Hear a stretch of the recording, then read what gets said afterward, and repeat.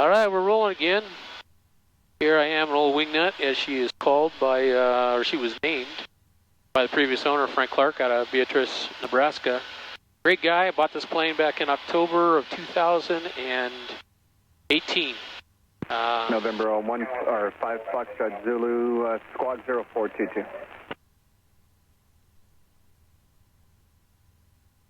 I've put about 100 hours, coming up on 100 hours now, just shy of that. In the 14 months that I've had her. She was down for approximately 7 months out of the time I had her. I've had one annual done. Well, actually, I had the annual when I picked her up, and had one annual after that. I had to put a cylinder on in between the annuals, bad exhaust valve, and then I had to put another one on an annual. Zulu, radar contact 2 miles southeast of the Tehachapi Airport, verify altitude. And these 0300s, Roger. they are legendary for that. Sure, Eclipse 444 Romeo Lima, 1000 request. I also had an Iran inspection on the magnetos. They were past the 500-hour mark. They were 700 hours. Joshua, Eclipse 444 Romeo Lima, 1000 request. November 444 Romeo Lima, Joshua approach, Palmdale altimeter 3019er, stay request. 3019er, and we'd like multiple approaches, starting with the RNAV 24 to Fox. November 4 Romeo Lima, roger. Kind of level off here at 6500, heading westbound. Approach, 198, we're checking in 18.5, going down to 14,000.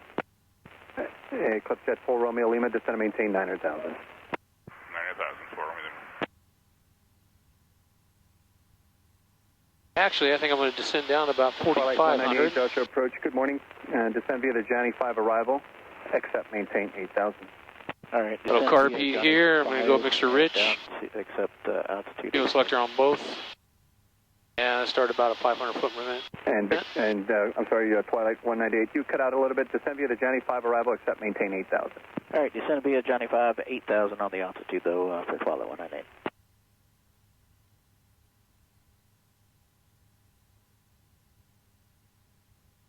Go to SoCal 120.4 in case I need them for anything. And it looks like there's a little traffic out towards Santa Paula today. 2,000 feet below me, a couple of them. 122775 is their aerobatic box out there, and they have a lot of aerobatic. So I'll listen to them a little bit too.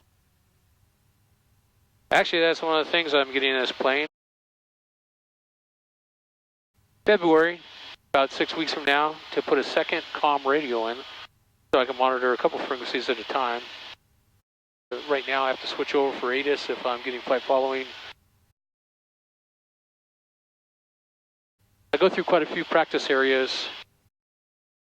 This is a lot of heavy traffic out here, so long story short, it'll be nice to have that second radio, especially with a monitor button. I'm getting a Garmin 225. Excellent radio. It's going to be comm, not nav. I'll never get IFR certified. I'm too old for that, I think. If I was to do that, the new Garmin GN 175 would work perfect for this plane. It's about $4,000, so it's $2,000 install. And a VOR head, I think you can slave a GPS to a navigation head. And then I'd be IFR certified, but I don't know. I may take some training someday, but as of right now, I've got my one VOR gauge here. It's got a glide scope on it. Also, KX155, one of the best radios ever made. But apparently these LEDs, which probably is flashing for you right now, I can read it, but on the camera it flashes quite a bit. And, oh, there's one right below me. Right below me. Let me check and see where I'm at here on this. Yeah, he's maneuvering 1,000 feet below me.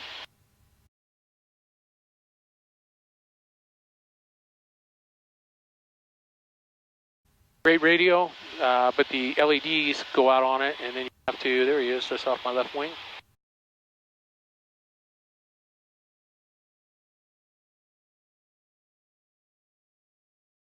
When these go out, you have to have them rebuilt. It's about $1,900 to have them rebuilt. I think you can buy a new one now. They still make them, $3,500.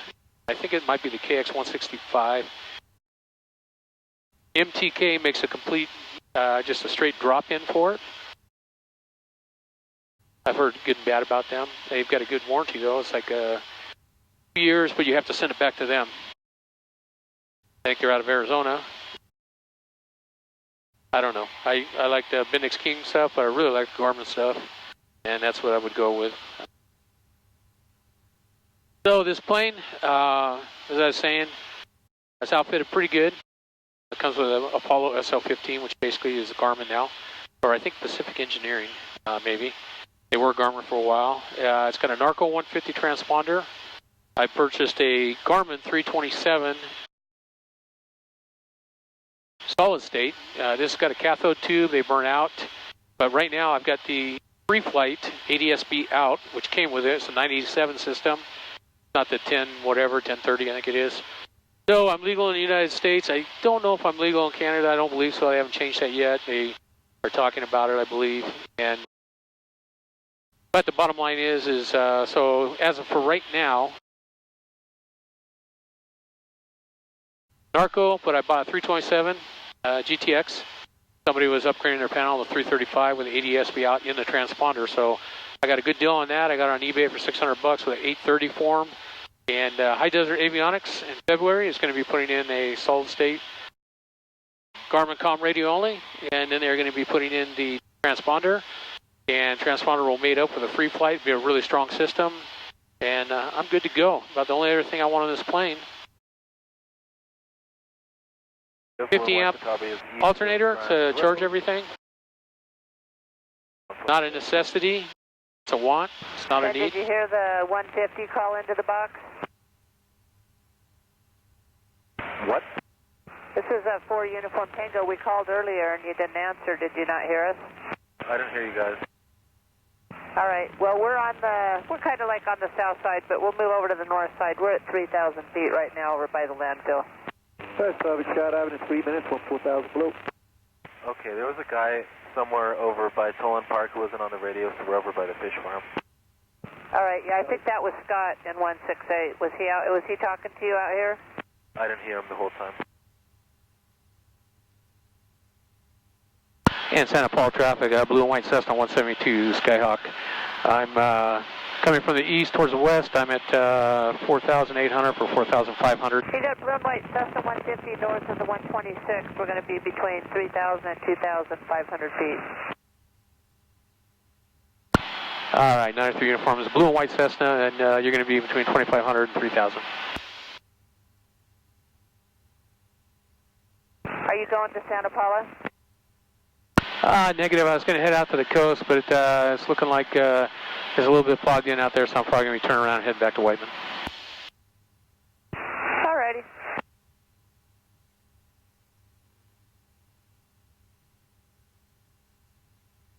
All right, we're starting to get some low vis, and I'm going to turn back around here and head back towards Whiteman because they're busy out there in the aerobatic box, having fun today, so I don't want to encroach on that. I guess I could drop down. I think I'm going to head back to Whiteman, 4,500. I don't want to start busting clouds. So that's my 172. I got a GDL 39 Garmin for the ADS-B in on a 4-flight. I love 4-flight. I've been thinking about learning Garmin. But why? I've got this. I mean, it's a little bit cheaper, that's for sure. It's about $100 a year for subscription versus I think I'm paying $200 or $299 now. But I've learned the 4-flight and it's great. And in a subsequent video, what I'll do is I'll post some videos about my trip to Nebraska to pick this up.